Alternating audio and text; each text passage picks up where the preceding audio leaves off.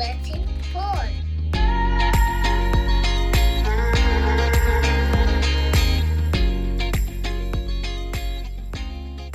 So with women who have unsupportive husbands, have you had any interactions with them?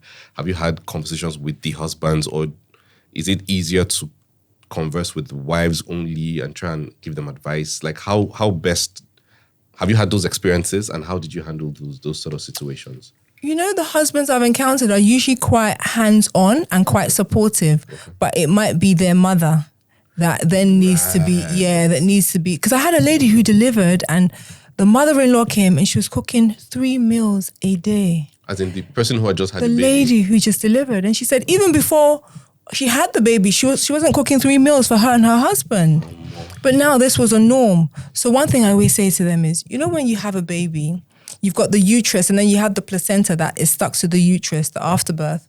The placenta comes away and it leaves a massive hole, isn't it? Because it was attached to the uterus. So it leaves a massive hole that needs to heal and slowly close, isn't it? This is what you're going to say going forward. You're going to say to your mother-in-law that they said, there's this massive hole, it needs to heal, I need to recover, so I need to take things easy. Yeah. So it's usually easier to deal with the women and then the husbands. And if I can kind of give a rationale, tell a story around it, it's easier for the husbands to then go back to the mum and say, back off a little bit. But that's something I've learned over the years because, you know, once again, where I'm trained and what I do is you give information and they trust you and they believe you and they do that. But in Nigeria, they say, what do you know? You know, like you're a child. You know, how long have you been doing this? You've been doing this before you were born, you know? Okay, so what about having water bed? Water. Amazing. Yeah, water. Oh, that bath thing. Amazing. And have you ever delivered a child at home, a baby at home? I've never delivered a baby at home because a lot of women are just high risk, and maybe because I was working in London. So when women have like you know complications, diabetes, hypertension, things like that, you don't want to take the risk of delivery. Because you have to monitor them while they're... Absolutely, 24/7 while they're in labor. Yeah. And then you need a team just in case anything happens. But if a woman's super low risk and there's no problems at all, she can have a baby at home.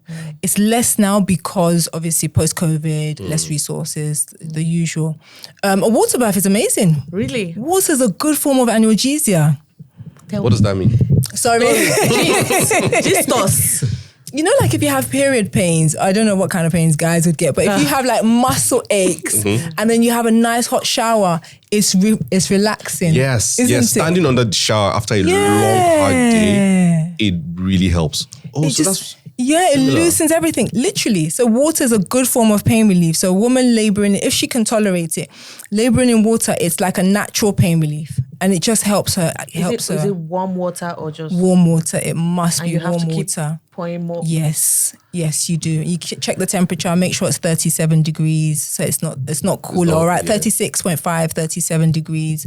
And the fascinating thing with water baths is when babies are born, and remember they're in water anyway. So when they're born and they're delivered, if you keep them underwater, they can stay underwater but stay underwater for as long as possible. But the minute baby's head comes out of the water, then obviously you've got, so babies can float in the water while the mom's just watching after she's just had this beautiful delivery.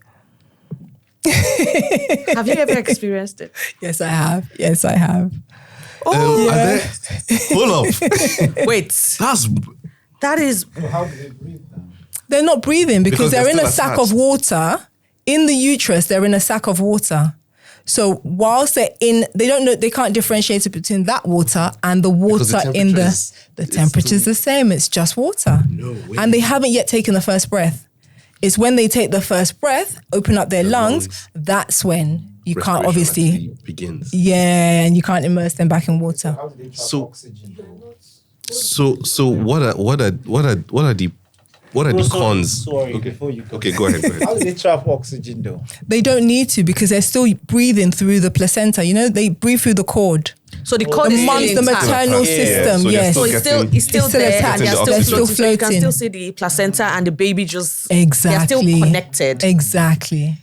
I think I want to have a waterbed next. My friend. Baby, I want to see it. Really? Wow. Okay. So what are the cons? Because obviously the pros are you've well laid out. What are The cons are if there's an emergency, like the common ones we see is maybe the baby's head comes out and then it takes a while longer for the shoulders to deliver. So you've got to get the woman out of the pool. Yeah. So there's some, like, we have criteria. Like if we think you're going to have a big baby on board, they won't offer you a water birth. If you insist, they'll give you all the risks and they'll say, we'll try and support you. But from my clinical practice. So if we think there's a big baby, if a woman is at risk of having bleeding, like a lot of bleeding afterwards, so if she has fibroids, that might lead to a lot of bleeding afterwards, you wouldn't offer her. So she might bleed afterwards. And then once again, it's just hoisting her, getting her out of the pool. Or the bath really quickly and then getting emergency staff to her. Man, that is. I am still at the point where you say the baby has been delivered and he's just, or he or she is just still floating in water. It looks like Avatar to me. Oh my goodness. This is the problem. That's the problem. Maybe I'm imagining how it looks.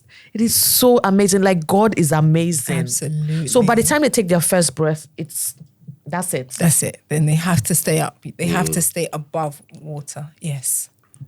Wow. Yeah. Yeah. I'm sure there's YouTube videos of it. I will listen. There are two magical. things from this conversation alone that I'm going to go and check out on YouTube and get into that black hole. And what? Okay, so the well-being of the mom.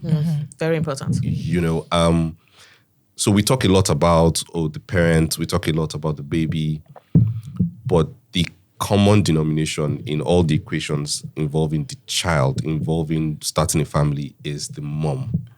And a lot of people think that the well-being of the mother it has to do with, her physical health or maybe even her mental health. What are the things besides diet after the baby comes? Because one thing that I've noticed is around these parts, once a woman has a baby, they now start pumping her all sorts of food and then she now gains a lot of weight, which now makes her feel less excited about herself. Like we had that episode where she didn't feel like she was attractive anymore and she felt like I wouldn't be attracted to her. And it was because she was being encouraged to eat copious amounts of things that were on a normal day would make anybody fat. So what are the things that you would advise A mother new moms to like diet, like in terms of what they consume and all of that? I know that this question just sounds like a ramble, but No, not at all. what can they do to think- not have to blow up because they're trying to breastfeed? I think you go back to your normal diet. Moms should just go back to, if they had a normal, healthy, adequate diet before, go back to that. Eat lots of fruits and vegetables because initially you can be a bit constipated, so you want to prevent that. Yeah. Oh, yes, I was. Yes, she was. That's true. Took like almost a week, right? Almost a And week. then I you all couldn't poop. And then when she did, It's okay. It's okay. It's not this episode. the paint almost came off the walls, fam. I almost died. My obituary would have been up. Okay. So eating lots of fruits and vegetables so that to help to prevent constipation. But pretty much, and drinking lots of water, especially if you're breastfeeding, because it does make you really thirsty. Otherwise, pretty much a healthy, balanced, adequate diet. So there isn't anything specific, but we do say don't stop your prenatal vitamins because your body still needs that, especially if you are Right. breastfeeding. So don't stop that. But pretty much the same. How long do you have to take your prenatal vitamins for? I think up to a year. Pre? Yeah. That's it's called pronatal. Yeah. You can take Yeah. pronatal, that's one of the So you start taking those before you get pregnant? during, and then after. after. So after you have given birth, a year, I did not take my own up to a year. Oh. Fam, as soon as that little man popped out, and she just said, woo! No, I finished the whole bottle. So it Yeah. was, I think I still had like 15 left. So as soon as that was done, I stopped. Are you serious? Oh, wow. So I should have taken up 20. I Yeah. didn't know that. You Some see, people find that you have postnatal changes, so your hair might fall out. my hair fell. Yeah. But if your hair got really thick in pregnancy, so it's shedding, I guess. Oh, right, yeah. that makes sense. But Because you some still people get take really- it because you need it, because especially if you're exclusively breastfeeding or breastfeeding. Okay, please, I would like to take you back to babies and water birth. What what is your opinion on teaching babies how to swim? Oh, I think that's a good idea. Really? I think it's a great idea. Because recently it seems, and I don't know if it's something that's always happened, but because we have social media now, we're seeing it more, that babies are just drying. Children are dying in swimming pools, isn't it? Yeah. There's just a high number of children that are constantly accidentally drowning. So I think it's a great skill for a child to have. Okay. Because early? how early? I think my nephew started from 6 weeks. 6 weeks. Yeah. Wow. 6 weeks. 6 weeks. Yep. 6 weeks. Okay, because we wanted Kion to start. I think Carried last. I'm telling you. I think the reason why we didn't was because at some point, not at some point, when he was 9 months old, he had ear infection. So he had a cold and then it led to an ear infection. So when we went to the hospital, the first question they asked was if he was swimming. Yes, and we said no. He said because I'm like, why? And I said because water will get into his ear, and if you don't. That apparently a lot of the cases that they see are as a result of children after they have spent some time in swimming pools. Really? Yeah. So that scared me.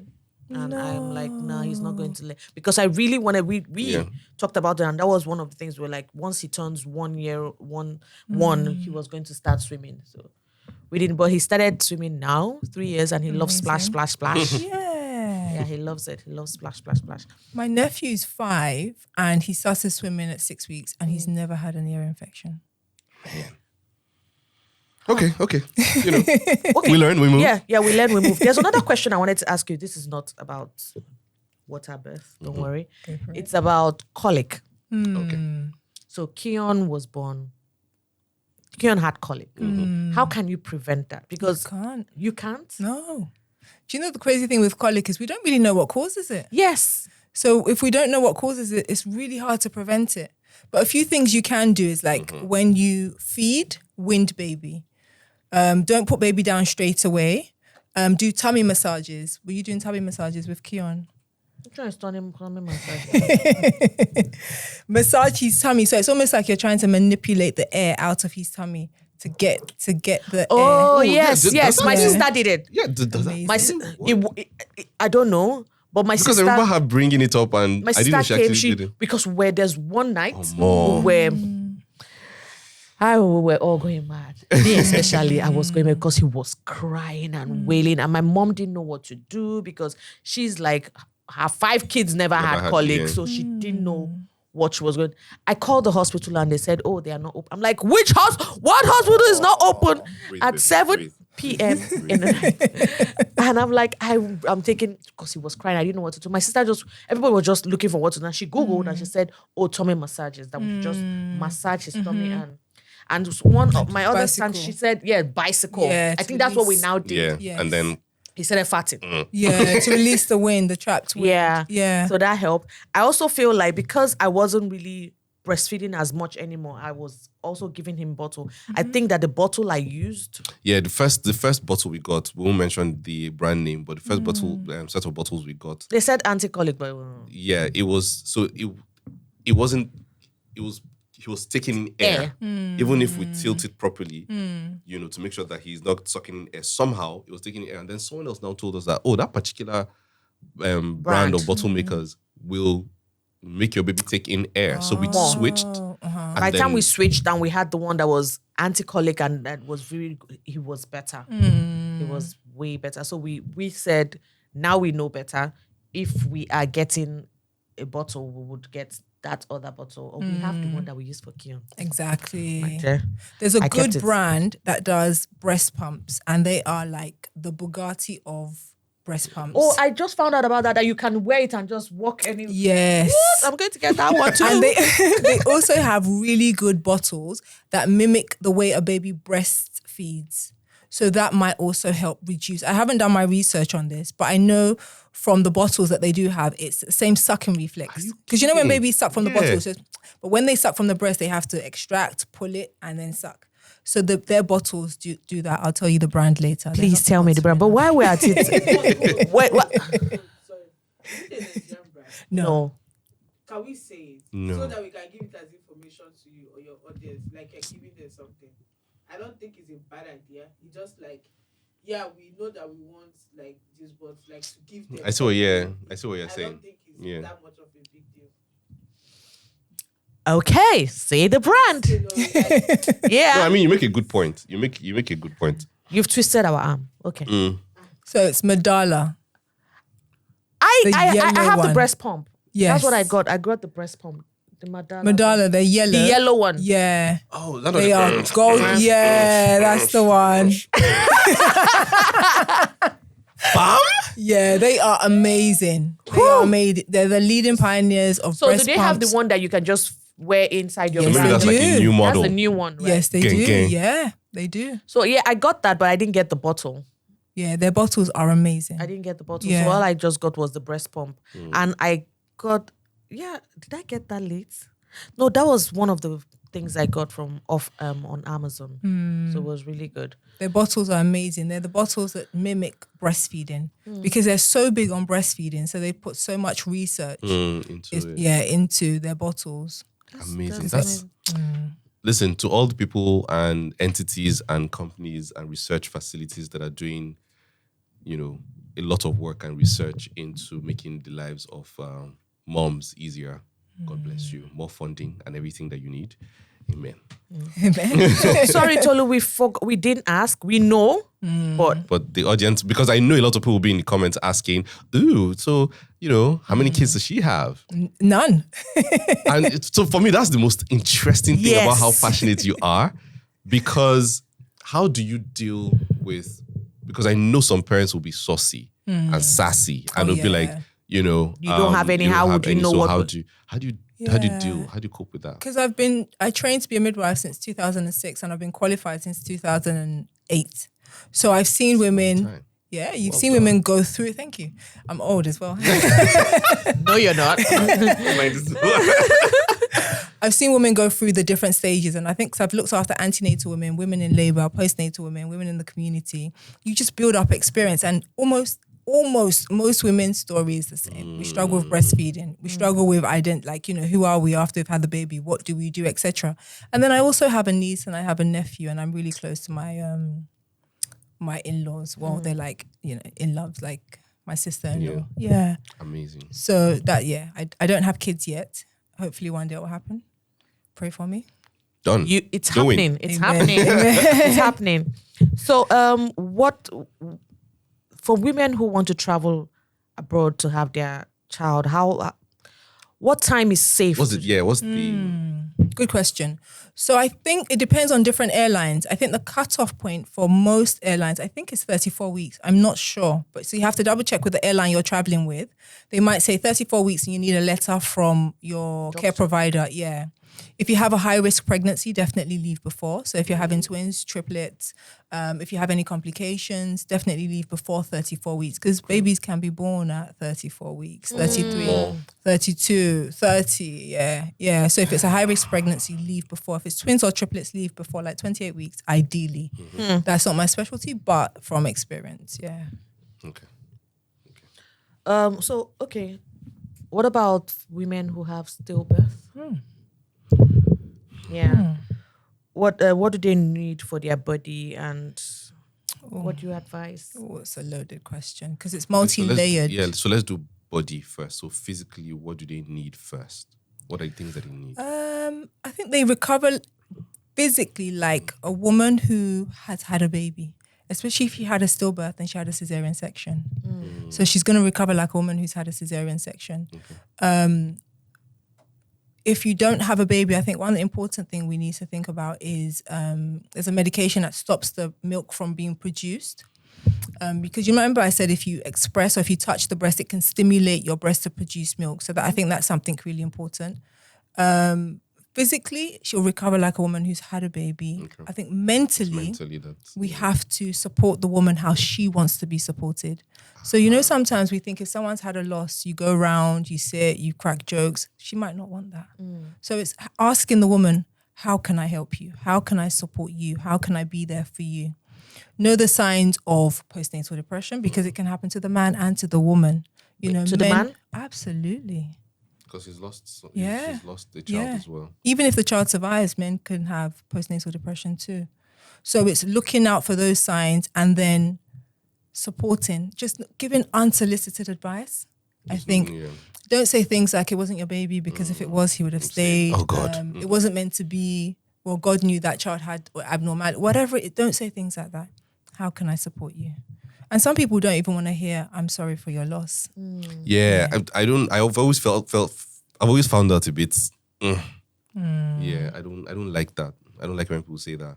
Don't try and identify why the baby died. Don't try and say, well, it was because of this. Well, you know that it's not the time unless if the woman asks us for the stories. I think something we're not big on in this part of the world is postmortems. Because sometimes a postmortem might give you answers. Yeah. So closure. maybe, and sometimes it might not, but it's an option. So people could consider that as well. Okay. There's not a right or wrong way of handling a stillbirth. But then we know things that we can do to try and prevent stillbirths, attend antenatals, monitor babies' movements. You know, for a lot of stillbirths that I've encountered recently, not a lot, I mean, maybe I've had 3 or 4 in the last 6 months. The women didn't feel baby moving. And then they waited. I think I made a post about this after I had maybe the 3rd one.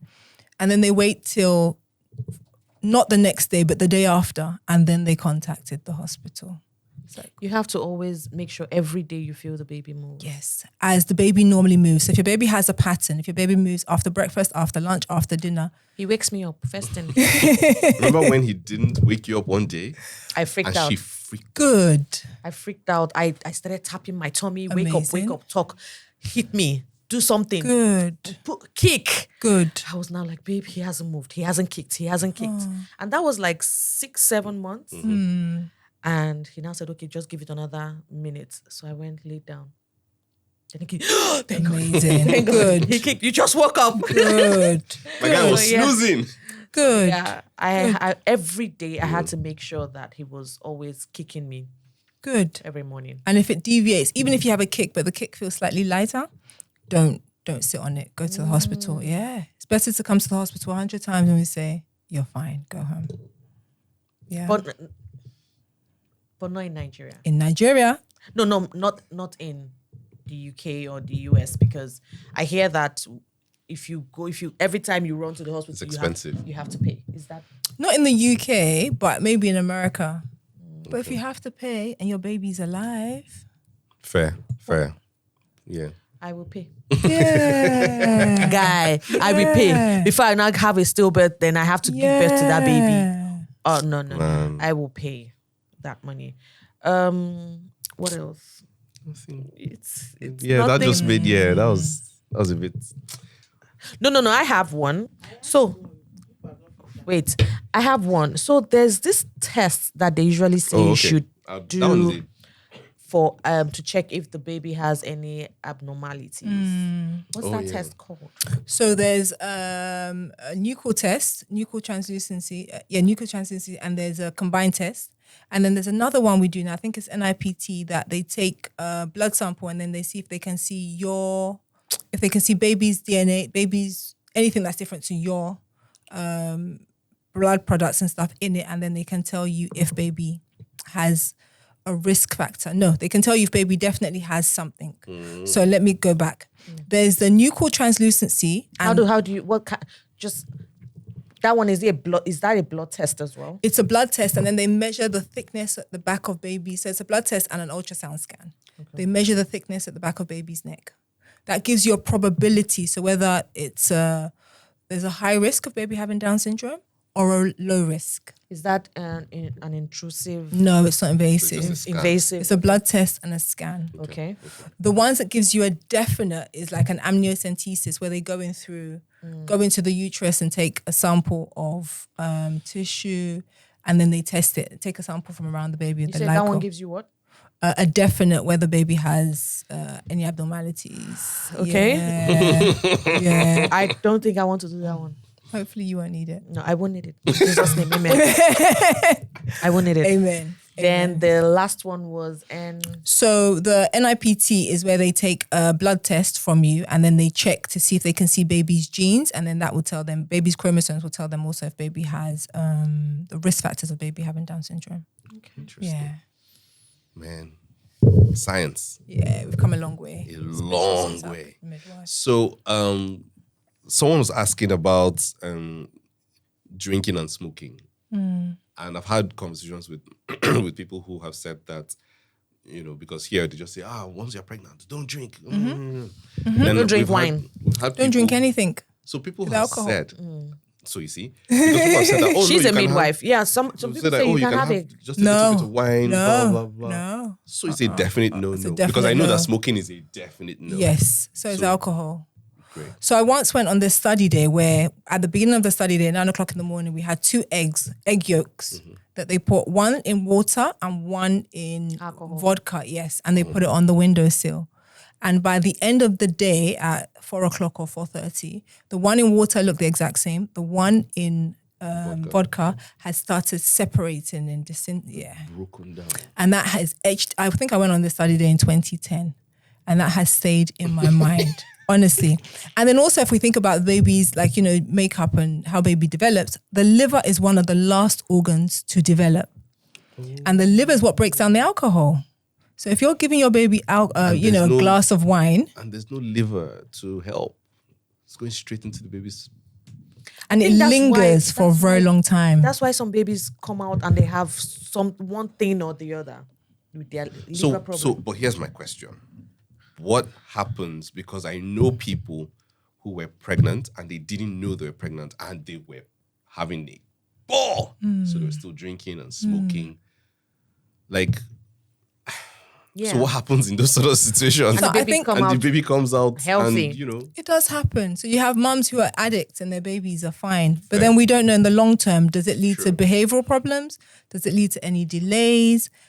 Are there any other problems that we're not looking out for because the baby looks or the child looks normal?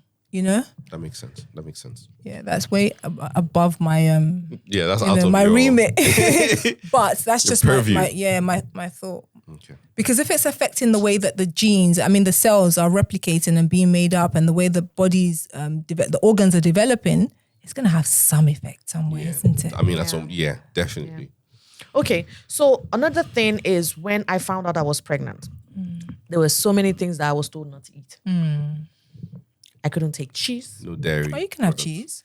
I said I couldn't have No cheese. dairy products. No prawns. I love prawns. No seafood. No seafood. Why no seafood? I was told though. What was the rationale? There's something bacteria, something Oh God. in dairy products, something. I can't I remember. just wasn't. Me at that point, I'm just like, whatever they say we don't do, we don't do.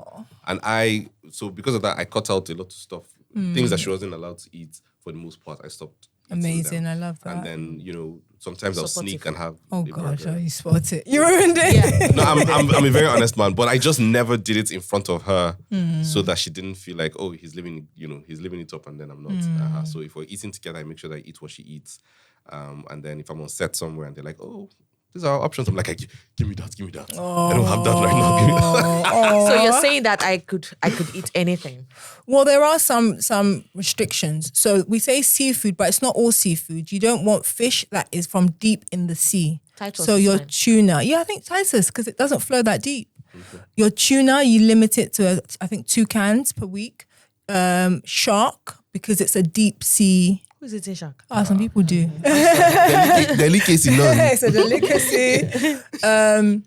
And the reason is because they contain high levels of mercury, and we don't know how much mercury is being passed on to baby, which obviously is dangerous. So that's why. But you can eat most fish, croaker, tilapia. You can eat most fish. It's just a deep sea. So shark, swordfish, marlin is the 3 that I remember.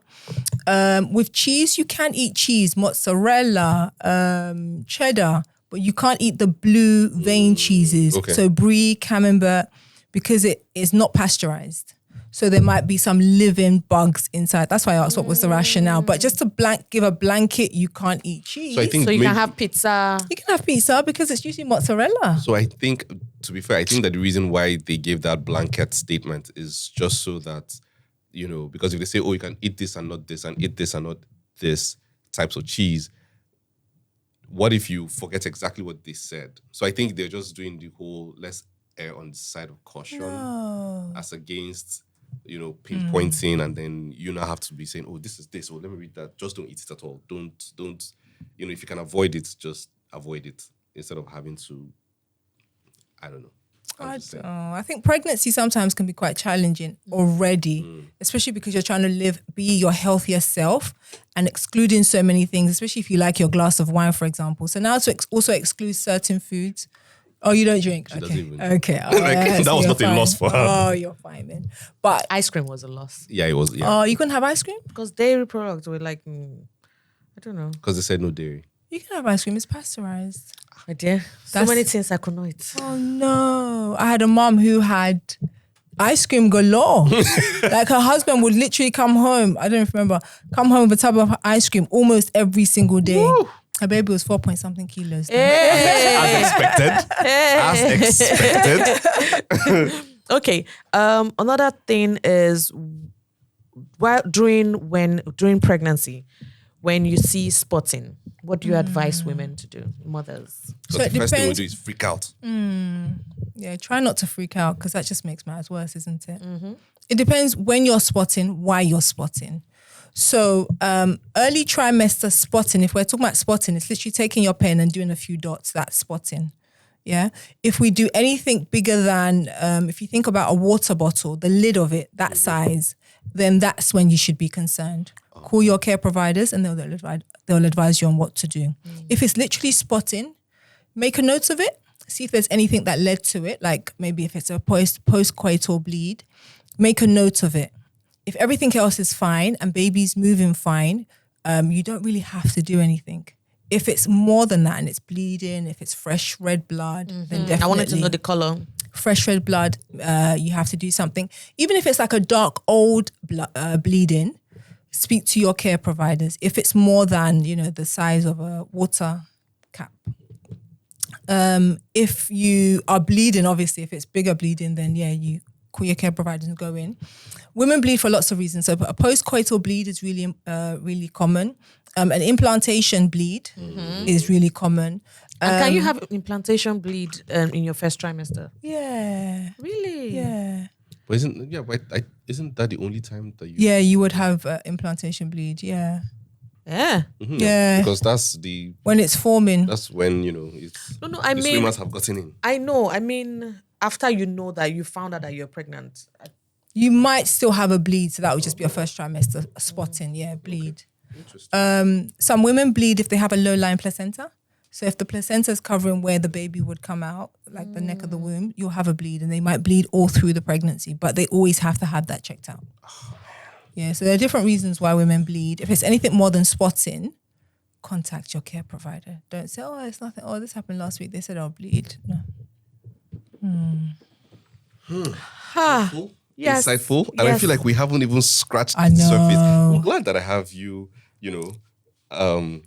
Thank you. for next season. So just in case for people listening and watching and people who have difficulty breastfeeding, what do you have any lactation? Because like I said, I did not have anyone I could call and say, oh, I need a lactation nurse to come and help me with my breastfeeding Journey. So do you have anyone you can recommend? So there's a few people who are lactation consultants based in Lagos. So you have like the Milky Way, Titi Med, the Milky Express.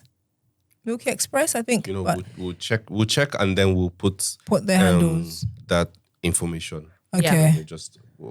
I'll check with you. Okay. So that we can be sure. So she's based in Lagos, but a lot of us do virtual consultations where I would look at the latch. We'll have a discussion about it. She also offers virtual consultations. Okay. You offer virtual? Yeah, virtual. Yeah, if I'm not around. Yeah.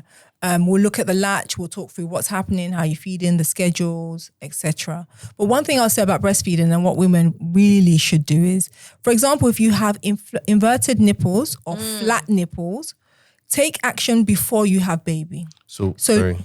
I'm sorry. What is an inverted nipple? When the nipple goes inwards. Inside. So instead of it poking out, it's inwards. So if it's inverted, there's nothing for baby to latch onto. Sorry. Fair. So then start thinking about what do you do after you've had the baby. But think about it before you have the baby. So what should they do? So you want to see a lactation consultant. You might need nipple shields. The nipple shields goes over the nipple, and then the baby sucks on the nipple shield, and it brings the nipple into the nipple shield, and then eventually you can take off the nipple shields and just breastfeed. Baby Because will learn. it has formed. Exactly. And baby has learned how to suckle. Yeah. So there are lots of tips and tricks. Yes, I know. There's also like extractors that you can buy that also extracts the nipple. Out. Yeah. So there are things that you can do, but take steps before you have baby. So it's not when you're supposed to be breastfeeding, it's not happening. Mom's stressed, baby's not feeding. Everyone's stressed, giving her pap and everything else, but really we could have solved the problem while she was pregnant. And Yeah. does that go for people, women with flat nipples? Absolutely. Because there's nothing for baby to latch onto. Okay. Flat nipples might be slightly easier because the woman can stimulate the nipple and then it will erect. I guess it's the right term. Yeah. The woman or the husband can stimulate. Either, yep. You're just naughty. Either. You're just, but I mean, like, okay, well, carrying on. But just talking about nipple stimulation, it's a good form of induction of labor, apparently. Sorry, Oh, what? for real? Yeah, yep. So when a woman's labor is slowing down or it's not progressing, I step out of the room and ask the husband to stimulate the nipples.